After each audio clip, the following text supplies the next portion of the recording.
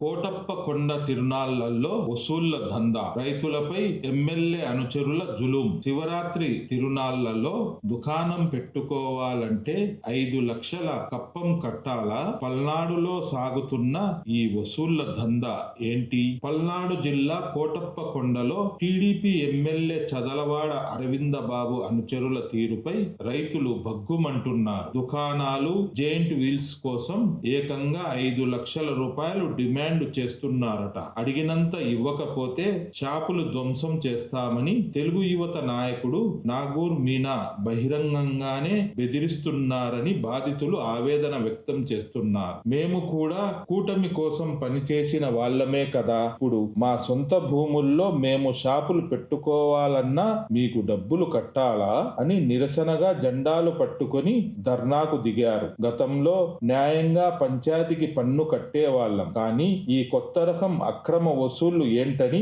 రైతులు ఆగ్రహం వ్యక్తం చేస్తున్నారు. భక్తితో వచ్చే భక్తులు, వ్యాపారం చేసుకునే పేద రైతులపై ఈ జులుం న్యాయమేనా? మీ స్పందనను కామెంట్ చేయండి. మరిన్ని పొలిటికల్ అప్డేట్స్ కోసం మన ఛానల్ ను సబ్స్క్రైబ్ చేసుకోండి.